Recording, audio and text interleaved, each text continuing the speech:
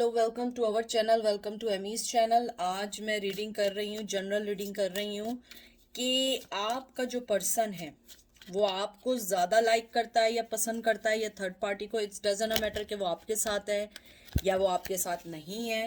Definitely आपके साथ नहीं है जब भी वो थर्ड पार्टी के साथ है। तो आप जो हैं इसके अंदर ज़रूरी नहीं है कि वो आपसे कांटेक्ट में हो, ठीक है। मैं सिर्फ एक टैरो यूज़ कर रही हूँ, जनरल रीडिंग है, बिगनिंग गाइड टैरो के नाम से है, ये ऐसा है। और फिर मैं एंजल के मैसेज निकालूंगी काइल गैरे के एंजल गाइड से कि आपको क्या सजेशन है। और ये बिगनर गाइड टैरो है, तो प्लीज़ जो चीज़ रेजिनेट ना करे उसको ना लीजिएगा, जो चीज़ रेजिनेट करे उसको लीजिएगा। हर मैसेज आपके लिए नहीं है, हर चीज़ आपके लिए नहीं है, क्योंकि ये जनरल रीडिंग है, हज़ारों लोग देखने आते हैं और हज़ारों लोगों की एनर्जी होती है, कोई जेंडर स्पेसिफिक नहीं है। मैं हमेशा इसलिए कहती हूँ क्योंकि फिर भी उसके बाद मुझे यही मैसेज आते हैं जो मैं रिपीट एवरी डे करती हूँ, वही मैसेज अगेन आते हैं। तो अगर आपसे ये रेजिनेट ना करे, इट्स ओके, आपके लिए ये रीडिंग नहीं है, ये किसी और के लिए है और आप किसी और को कंसिडर करें। और ये कोई बात, इसमें कोई गलत बात नहीं है। डिपेंड करता है कि आपकी एनर्जी क्या उस वक्त किस लेवल, किस फ्रीक्वेंसी पर है। टैरो कार्ड रीडर वो फ्रीक्वेंसी पिक कर सकता है या नहीं कर सकता है। चलें देखते हैं कि आपका पर्सन आपके बारे में और थर्ड पार्टी के बारे में क्या सोचता है, उसके माइंड में क्या चीज चल रही है। पहला कार्ड आपका आया है 3 ऑफ कप, पहला कार्ड ही आ गया 3 लोगों का। 6 ऑफ सोर्ड्स पहले आया है, Cancer, Scorpio, Pisces, Gemini, Libra, Aquarius. 2 of swords, Gemini, Libra, Aquarius, बहुत स्ट्रॉन्ग थर्ड पार्टी का ही आया है, Capricorn, devil and 2 of wands, Aries, Leo, sage. मुझे आपके कार्ड्स देख के जो सबसे पहले चीज आई है कि आपका पर्सन जो है वो शुरू ही से, थर्ड पार्टी के आने से पहले से ही, वो हमेशा आपको उसने थर्ड पार्टी में ही रखा है। यानी कि ये कोई ऐसी चीज नहीं है कि एकदम से कोई आया और वो एकदम से किसी के बहकावे में आके चले गए। मुझे लगता है आपके पर्सन की लाइफ में हमेशा कोई ना कोई थर्ड पर्सन रहा है। और अगर मैं देखूं, मुझे लगता है मेंटली वाइज, माइंड वाइज वो आप दोनों को एक ही जैसा सोचते हैं।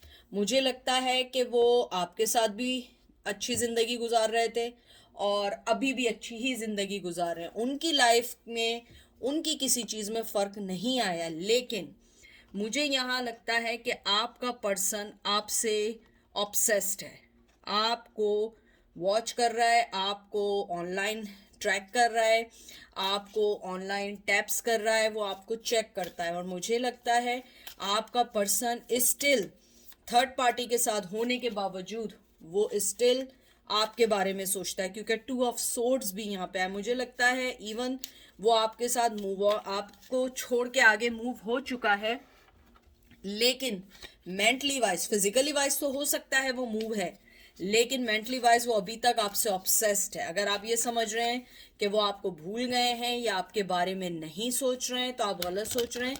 आपका पर्सन आपके बारे में सोच रहा है और मुझे लगता है कि कभी कभी वो ये भी चाहता है वो आपके बारे में ना सोचे, लेकिन वो आपके बारे में सोच रहा है। और मुझे ये भी लगता है आपका पर्सन जो है या तो लॉन्ग डिस्टेंस में है, लॉन्ग डिस्टेंस में नहीं है तो आपने उन्हें ब्लॉक कर दिया है और अपने से दूर कर दिया है।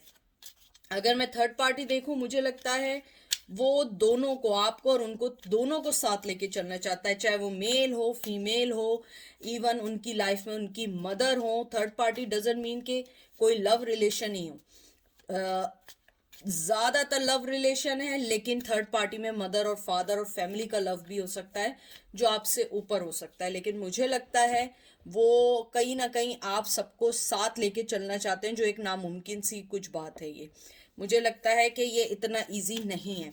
उसके अलावा मुझे लगता है आपके पर्सन अपने आप को आपके साथ एक विक्टोरियस फील करते हैं और थर्ड पार्टी के साथ भी उनके कोई ऐसे हालात नहीं है कि वो दिन रात आप ही के बारे में सोच रहे हैं। वो आपके बारे में भी सोचते हैं और उनके साथ तो वो रहते ही हैं, उनकी लाइफ उनके साथ भी सही चल रही है, लेकिन वो आपसे फिजिकली बहुत अट्रैक्ट हैं। मुझे लगता है आप बहुत स्मार्ट पर्सन हैं, क्योंकि वो आपके माइंड से बहुत अट्रैक्ट हैं। मुझे नहीं मालूम है, लेकिन मुझे बार बार आ रहा है कि आपके पर्सन को आपका माइंड, आपका सोचना, आपकी कहते हैं ना कि आपके डिसीजन लेना, ही लाइक्स अ लॉट और शी लाइक्स अ लॉट। और मुझे लगता है कि आपने एक मकाम पे, एक सिचुएशन में आके आपने अपने आप को अलग कर लिया है, और वो पर्सन भी आपको अपने से अलग नहीं कर पाया। अगर मैं इस टाइम देखूं कि वो आपको और उनमें से किसको ज़्यादा प्यार करता है, तो मेंटली वाइज वो दोनों को इक्वली लेके चल रहा है। अगर आप एक चीज़ देखें, यहाँ 3 है, मूव ऑन है, यहाँ भी 2 है, ऑब्सेशन है, और यहाँ भी 2 है। 2 और 2 का बहुत ज़्यादा है। तो इसका मतलब यही है कि आपका पर्सन मेंटली तौर पे आपको अलग नहीं कर पाया है, चाहे आप जितना समझ लें। मुझे लगता है वो आपको मेंटली तौर पे अपने से सेपरेट नहीं कर पाया है। उसके बाद देखते हैं knight of wands, Aries, Leo, sage. 3 of wands, Aries, Leo, सैज। आपके में बहुत ज्यादा फायर एनर्जी है, death, transformation. 9 of pentacle, taurus, Virgo, Capricorn. And 6 of pentacle, taurus, Virgo, Capricorn. आपके में थर्ड पार्टी लव ट्रायंगल ज्यादा है बनिस्बत मॉम और फादर के या सिस्टर्स के। मुझे लगता है आपके में थर्ड पार्टी, और ये 9 ऑफ पेंटिकल आने के बाद मुझे कंफर्म है आपके में थर्ड पार्टी का बहुत स्ट्रॉन्ग इन्फ्लुएंस है। मुझे लगता है कि आपने एक बेहतर फ्यूचर देने की भी कोशिश की, ट्रांसफॉर्मेशन करने की भी कोशिश की, इक्वल गिव एंड टेक करने की भी कोशिश की, लेकिन उन्होंने हमेशा आपको ब्रेड क्रम्स दिए, हमेशा आपको वो इक्वेलिटी नहीं दी जो देनी चाहिए थी। मुझे लगता है कि आपने हमेशा उनके अटेंशन के लिए बहुत कुछ किया। मुझे लगता है आपके जाने के बाद, आपके डिसीजन लेने के बाद, आपके पर्सन का आपके टूवर्ड्स जो पैशन है वो बढ़ रहा है। और मुझे लगता है कि अगर वो आना भी चाहें तो नहीं आ सकते। मुझे लगता है कि कहीं ना कहीं फाइनेंस प्रॉब्लम उनकी ज़िंदगी में बहुत स्ट्रांगली चल रही है, और अगर वो खुश भी हैं तो मुझे लगता है कि they protect in front of other people. I don't think so कि they are in good place so far. If you are thinking he is in good place, so maybe he is, or this is not for you. तो लेकिन मुझे यहाँ पे बहुत strongly लगता है कि आपके पर्सन की लाइफ में थर्ड पर्सन जो है, उनके आने के बाद उनका थोड़ा सा फाइनेंस ज़रूर वीक हुआ है, और आपके साथ रहते हुए आपने बहुत ट्रांसफॉर्मेशन करने की कोशिश की, इस रिश्ते को जो बचाने की कोशिश की। पैशन जो था आपका, मुझे लगता है कि आपका जो वो पैशन है वो स्टिल अलाइव है, वो ख़त्म नहीं हुआ है। और मुझे लगता है आप लोग बहुत ग्राउंडेड, बहुत डाउन टू अर्थ पर्सन थे, और वो भी डाउन टू अर्थ पर्सन है। मुझे यहाँ पे अर्थ एनर्जी भी लग रही है, फायर एनर्जी भी लग रही है। इट्स नॉट मैटर, बट मुझे स्ट्रांगली लग रही है कि earth energy, taurus, Virgo, Capricorn और एरीज, लियो, सैज बहुत स्ट्रांग है। और मुझे ये भी लगता है कि आपके जो पर्सन है वो चाहते हैं कि आपके साथ किसी चीज़ पे वर्क करें, आपको कोई सही राइट डिसीजन दे सके। और ये जो 3 ऑफ वंस आया है, ये भी एक तरीके से एक्शन का, एडवेंचर लेने का कार्ड है। इसके अंदर भी ये इंडिकेशन करता है कि वो अपने प्लान्स को रीथिंक करना चाहते हैं। मुझे लगता है कि थर्ड पार्टी के बाद आने के बाद उनकी लाइफ में बहुत चैलेंजेस आए हैं, जिसको उन्हें बैलेंस करना बहुत मुश्किल हो रहा है। बहुत स्ट्रांग एनर्जी है, सारे कार्ड्स नीचे गिर गए, और कार्ड्स उठाना यहाँ इतना ईजी नहीं है। तो मुझे ये लगता है कि जो आपके जो पर्सन है, उन्होंने आपको थर्ड पार्टी में डालने के बाद वो भी इतने आप ये नहीं समझिएगा कि वो भी कोई बहुत ज़्यादा खुश हैं या बहुत अच्छी ज़िंदगी गुजार रहे हैं या बहुत कामली हर चीज़ कर रहे हैं। मुझे लग रहा है कि वो कामली वेट कर रहे हैं राइट टाइम का, क्योंकि उनकी लाइफ में बहुत चैलेंजेस आए थर्ड पार्टी के आने के बाद। अगर मैं मेंटली वाइज देखूं कि आपके पर्सन को किससे ज़्यादा लगाव है, मुझे लगता है कि राइट नाउ मुझे लगता है कि वो दोनों ही को इक्वल करते हैं। मुझे लगता है आपको छोड़ के जाने की वजह उनकी बहुत स्ट्रांग थी, फैमिली प्रेशर था, मनी प्रेशर भी हो सकता है, ट्रेडिशनल प्रेशर भी हो सकता है, और ये कि आप दोनों ने एक लॉन्ग रिलेशन के बाद लगा कि मुझे और या हमें इस को लेकर नहीं चलना चाहिए। और जैसे नाइट ऑफ वंस आया, मुझे लगता है कि आपका जो पर्सन है वो एक्शन लेना चाहता है, आपके पास भी आना चाहता है। और क्योंकि देखें, टू ऑफ वंस जो आया था ना, वो भी एक फ्रेंडशिप का कार्ड है। और यानी फ्रेंडशिप का इन दैट सेंस के उसके अंदर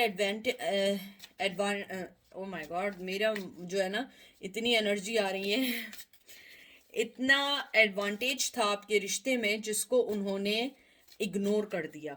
मुझे ये भी लगता है कि आपका पर्सन एज ए पर्सन जो है वो बहुत ज़्यादा इनोवेटर है, बहुत एक्सीलेंट है बात करने में, अपनी बात को मनवाने में, और कहीं ना कहीं आप उनकी बातों में आई हैं।